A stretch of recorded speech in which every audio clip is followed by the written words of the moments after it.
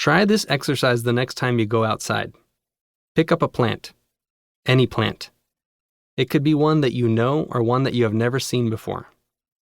Look at it for 30 seconds. Notice any striking characteristics this plant displays. Does it have any markings or discolorations? Are the edges of its leaves smooth or serrated?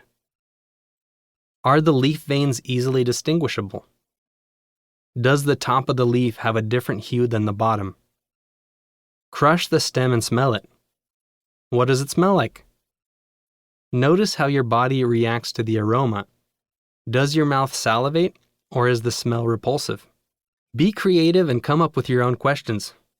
You don't have to be too scientific. Ask yourself the kinds of questions that will help you remember the plant you are studying. You are creating a mental map. Finally, if you don't know what you're looking at, take it home for identification. For this step, it's helpful to have a plant reference book such as Plants of the Pacific Northwest Coast by Jim Pojar and Andy McKinnon. Such books make it easy to identify unfamiliar flora by giving you the ability to search by leaf shape, flower color, the number of petals, and so forth. Once you determine the name of the plant you collected, you can then consult a book on wild edibles to determine its edibility. If you do this once a week for a year, you could learn 52 new plants by year's end.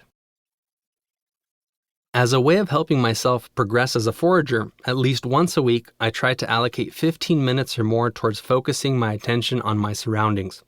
This practice is not super regimented and often occurs spontaneously. Having a dog helps. My pooch Mari requires a walk every day. During our expeditions, it's easy to find a place or a plant that I can lose myself in for a brief moment. I try and keep up this practice throughout the seasons to get a better grasp on how plants change during the various stages of growth. I do this both at home and when I'm traveling. As a result, I'm able to spot edible plants easily and have peace of mind that I am not eating something poisonous. My observations also help me feel more connected to my environment. Simple rules for foraging. Did you know that donkeys kill more people than airplane crashes each year? On average, 100 people choke to death on ballpoint pens annually. Texting while driving killed 6,000 people in the United States alone in 2011. About 450 Americans will die this year by falling out of bed. Life is full of risks. Harvesting wild edibles presents some inherent dangers as well. Nature is unpredictable. Wild plants don't come with nutritional labels and should be approached with a degree of caution. But foraging is no more dangerous than the million other activities you engage in daily.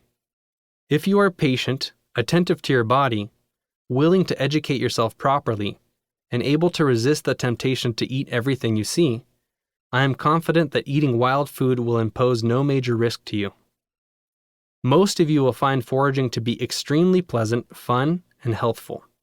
In this section, I'd like to discuss a few simple guidelines that should be considered prior to eating new food, whether it is wild or not. Following these rules will greatly minimize your chances of experiencing any negative reactions.